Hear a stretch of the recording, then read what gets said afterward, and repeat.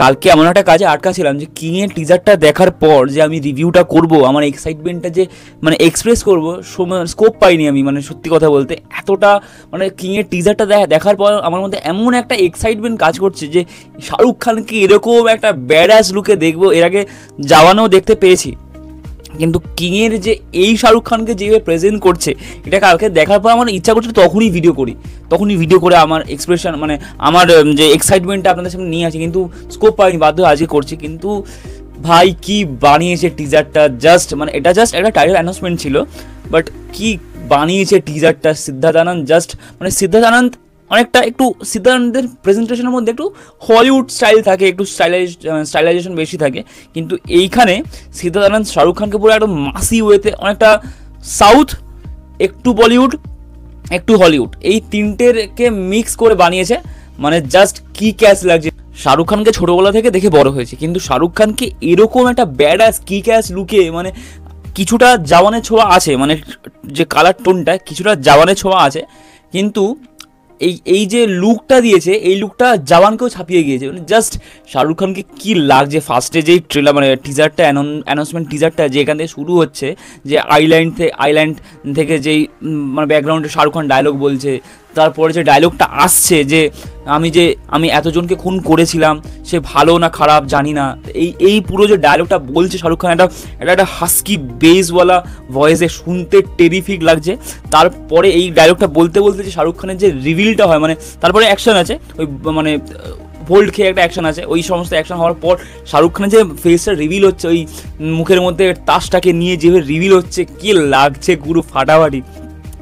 Just মস্তি এসে গেছে টিজারটা দেখে। মানে এই অ্যানাউন্সমেন্ট টিজারই যদি এরকম লেভেলের হয়, তাহলে আমি ভাবছি টিজার আসবে, ট্রেলার আসবে, গানগুলো আসবে, আলটিমেটলি যখন সিনেমাটা দেখবো মানে বক্স অফিসে তাবাহি আসছে। জাস্ট কি বল, প্রত্যেকে বলতে হবে যে তোদের বাপ এসছে, দেখ ড্যাডি ইজ কামিং।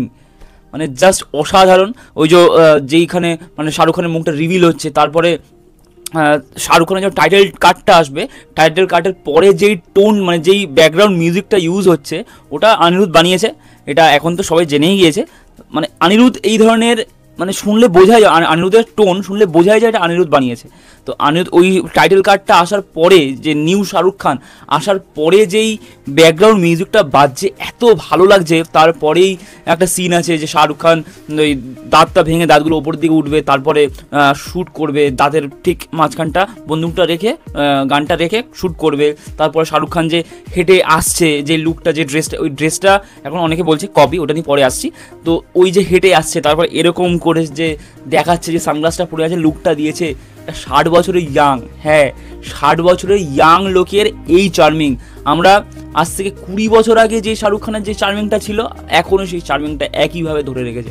এটাই শাহরুখ খান। জাস্ট অসাধারণ লাগছে টিজারটা, মানে জাস্ট অ্যানাউন্সমেন্ট টিজার তাতেই কাঁপিয়ে দিয়েছে ফাটাফাটি। মানে কি ভালো, মানে কোনটা মানে খারাপ আমার কিছু লাগেইনি, সবটাই ভালো। শাহরুখ খান মানে ভিজুয়াল তো রেড চিলিস, ভিজুয়ালটা টপ নচ হবেই। তার মধ্যে এটা সিদ্ধার্থ আনন্দের একটা অন্যরকম প্রেজেন্টেশন, সিদ্ধার্থ আনন্দ অনেকটা মাসি ওয়েতে এবার নিয়ে আসছে। পুরোটাই দারুণ লাগছে, শাহরুখ খানকে দেখতে ভালো লাগছে। যেখান থেকে শুরু হচ্ছে যেই তারপরে যে মনোলগটা বাজছে, যে ডর নেই দহশত হু, এই যে মনোলগটা বাজছে হেভি লাগছে। শাহরুখ খান ভাই কিং অফ মানে বলিউড, এটা মানে শাহরুখ খান জাস্ট ফাটিয়ে দিয়েছে। কি আমি মানে আই এম স্পিচলেস, আমি কী বলে বুঝতে পারছি না, এতটাই ভালো লাগছে দেখতে, এতটাই ভালো লাগছে। এক্সাইটমেন্ট মানে শাহরুখ খানের কিং আসছে, তার যে এক্সাইটমেন্টটা এখানে ছিল, এই টিজারটা দেখার পর, অ্যানাউন্সমেন্ট টিজারটা, টাইটেল যে টিজারটা দেখবার পর এই এক্সাইটমেন্ট এখান থেকে মানে অনেক হাইতে মানে জাস্ট ফাটিয়ে দিয়েছে।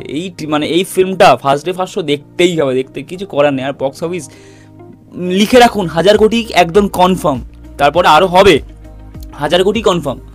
তো জাস্ট মানে 2023-এর পর লাস্ট ডাঙ্কি ছিল, মানে জওয়ানের যেই সময় টাইটেল যখন অ্যানাউন্সমেন্ট হয় ওইটার টোনটা আর এটার টোনটাও অনেকটা এক, মানে কালার টোনটা এক, কিন্তু জওয়ানের যে অ্যানাউন্সমেন্টটা হয়েছিল এইটা কিন্তু তাকেও ছাপিয়ে গিয়েছে। কারণ এখানে শাহরুখ খানকে যেভাবে প্রেজেন্ট করেছে, ওরকম সাদা চুলে ওরকম মানে সানগ্লাস পরে তাকাচ্ছে পুরো জাস্ট ফাটাফাটি, অসাধারণ মানে জাস্ট কাঁপিয়ে দিয়েছে। এবার আর একটা পয়েন্ট বলছি, অনেকে বলছে যে এটা নাকি ওই ব্র্যাড পিটের যে মানে কস্টিউমটা আছে এখান থেকে নাকি ঝাপা হয়েছে। এটা কারা বলছে আমরা জানি, কোনখান থেকে বলছে, কোন দেশ থেকে বলছে সেও আমরা জানি। তাদের হিরোর সঙ্গে কম্পেয়ার করে বলছে, তাদের হিরো শাহরুখ খানকে পুরোপুরি সব ফিল্মেই প্রায় কপি করে, এটা মানতে হবে। তো যাই হোক, তো এটা নাকি ব্র্যাড পিটের ওই কস্টিউমটা থাকে। আরে ভাই, জাব হ্যারি মেট সেজালে এই কস্টিউমটা শাহরুখ খান পরে নিয়েছে 2017 সালে, অলরেডি শাহরুখ খান এটা পরে নিয়েছে। আর ব্র্যাড পিটের যেই কস্টিউমটা তোমরা নিয়ে আসছো ওটা কিন্তু 2025-এর কস্টিউম, তার আগে শাহরুখ খান অলরেডি এটা পরে নিয়েছে, অলরেডি দেখিয়ে দিয়েছে। তাই আওয়াজটা একটু আস্তে আস্তে, স্বীকার করো বাপ চলে এসছে, ডন কো পাকড়না মুশকিল নেই না মুমকিন है, এত লাফিয়ে লাভ নেই। জানি ফাটছে, কিন্তু ফাটবে অবশ্যই। তো যাই হোক, জাস্ট অসাধারণ, মানে টিজার দেখে মস্তি এসে গেছে, দেখার জন্য এক্সাইটমেন্ট বাড়ছে। এখন থেকে এক্সাইটমেন্ট হচ্ছে কখন দেখবো, কখন টিজার, মানে এটা তো টাইটেল অ্যানাউন্সমেন্ট টিজার হয়েছে, কখন মেন টিজার দেখবো, ট্রেলার দেখবো, আরও কত লুকস দেখবো। এখানে কাস্টিং তো বিশাল, রানী মুখার্জি, অভিষেক বচ্চন, আরশাদ ওয়ারসি থেকে শুরু করে অনেক, অনিল কাপুর, যিশু সেনগুপ্ত, অনেকে আছে, সুহানা খান নিজে আছে। এবার দেখার সুহানা খানের ক্যারেক্টারটা কেমন হয়, সেটা সে কেমনভাবে প্রেজেন্ট করে। এটা তার debut film with her father, তো দেখা যাক কেমন হয় সুহানা খানের ক্যারেক্টারটা। কিন্তু কাস্টিং বিশাল বড়। সৌরভ শুক্লা আছে, জয়দেব আলাবাদ আছে, অনেকেই বিশাল বড় কাস্টিং। তো এই ছিল কিং টিজার নিয়ে আমার, মানে কিং অ্যানাউন্সমেন্ট টিজার নিয়ে আমার রিয়াকশন। এবার কথা বলবো দেবদার আপকামিং সিনেমা, এই ক্রিসমাস রিলিজ প্রজাপতি 2 এর অফিসিয়াল পোস্টার, যেটাও আগে মুক্তি পেয়েছে। অ্যাজ ইউজুয়াল আমি কাজ ছিল বলে সময় পাইনি, ওই জন্য আজকে রিভিউটা করছি। দেখুন এই সিনেমাটা, মানে এই পোস্টারটায় অ্যাসা যে ডিটেলে অ্যানালাইজ করার মতো অনেক কিছু আছে তেমন নয়। ফ্যামিলি ড্রামা পোস্টার এমনিতেও মানে অ্যানালাইজ করার মতো কিছুই থাকে না, এটাও তাই। জাস্ট একটা মানে 3টে ক্যারেক্টারকে নিয়ে একটা পোস্টার, যেমন প্রজাপতি 1টা ছিল দেব মিঠুন তাকে নিয়ে পোস্টার, এটাও তার সঙ্গে একটা বাচ্চা মেয়ে অ্যাড হয়েছে। প্রজাপতি 1 সেই সময় এত বড়ই হিট হয়, প্রায় 15 কোটি কালেকশন ছিল সেই সময়, সেই বছরে। তো সেই জন্য এবার প্রজাপতি 2 এর ক্ষেত্রে গ্র্যান্ডারটা বাড়িয়েছে, স্কেলটা আপ হয়েছে, লন্ডনে শুটিং হয়েছে, একটা বিশাল বড় স্কেল নিয়ে এসছে, বাইরে মানে ইন্ডিয়ার বাইরে গিয়ে শ্যুট হয়েছে, লন্ডনে শ্যুট হয়েছে, এত বড় স্কেল। তো যাই হোক, এইবার স্কেলটা বাড়িয়েছে।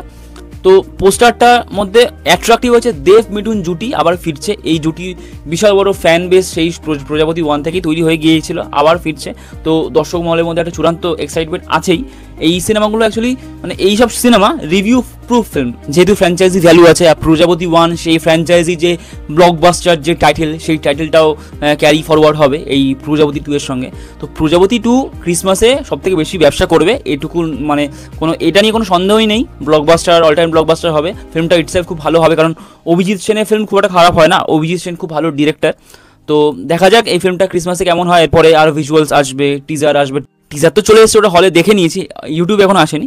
তো এরপরে ট্রেলার আসবে, গান আসবে, জিৎ গাঙ্গুলি দেবের জুটি আবার ফিরছে, তো গান আসবে। মানে জিৎ গাঙ্গুলি রূপম ইসলামের মানে একটা আপডেট, মানে ছবিও পেয়েছি অলরেডি, এটা অফিসিয়াল হয়ে গেছে। জিৎ গাঙ্গুলি আর রূপম ইসলামের একটা গান আছে, তো গান আসবে আরও। এরপরে সিনেমাটা দেখবো, তো তখন দেখার ফিল্মটা কেমন হয়। এই ফিল্মটা নিয়ে আমার একটা এক্সাইটমেন্ট ভালোই এক্সাইটমেন্ট আছে, কারণ প্রজাপতি 1টা আমার খুব পছন্দের ফিল্ম, খুব মজাদার, খুব এন্টারটেনিং ফিল্ম। তো 2টা দেখারও খুব ইচ্ছা আছে আর এক্সাইটমেন্টও আছে। এরপরে একটাই আপডেট দেওয়ার আছে ফিল্ম রিলেটেড, যেটা হচ্ছে ডিরেক্টর আনিস বাজমি সে প্ল্যান করছে যে অক্ষয় কুমারকে আবার ভুলভুলিয়া ফ্র্যাঞ্চাইজিতে ফিরিয়ে আনবে। এবার সেটা সারপ্রাইজটা আরও বিগ, কারণ অক্ষয় কুমার আর কার্তিক আরিয়ানকে একসঙ্গে ভুলভুলিয়া 4-এ নিয়ে আসা প্ল্যান হচ্ছে। যদি এটা সত্যি হয়, মানে জাস্ট এটা ইনিশিয়াল আপডেট, এটা এখনো কনফার্মেশন আসেনি। যদি এটা সত্যি হয়, অক্ষয় কুমার যদি আবার ভুলভুলিয়া ফ্র্যাঞ্চাইজিতে ফেরে, জাস্ট কেঁপে যাবে। অক্ষয় কুমারকে ছাড়া ভুলভুলিয়া জাস্ট ভাবাই যায় না। তো কার্তিক আরিয়ান খুব একটা খারাপ করেনি, কিন্তু অক্ষয় এই কমিক টাইমিং জাস্ট কেউ ম্যাচ করতে পারবেই না। তো যাই হোক, আবার অক্ষয় কুমার ফিরছে, এটুকু আপডেট আছে, এখনো কনফার্মেশন হয়নি। তো দেখা যাক যে কার্তিক আরিয়ান অক্ষয় কুমার একসাথে আসে কি, এটা যদি সত্যি হয় এটা দেখবার জন্য আমি খুব এক্সাইটেড। তো এই ছিল আজকে সিনেমা সংক্রান্ত বিষয় নিয়ে আলোচনা। ভিডিওটা কেমন লাগলো কমেন্টে বলবেন, আর চ্যানেলটা ভালো লাগলে লাইক, কমেন্ট, সাবস্ক্রাইব করবেন। Thank you.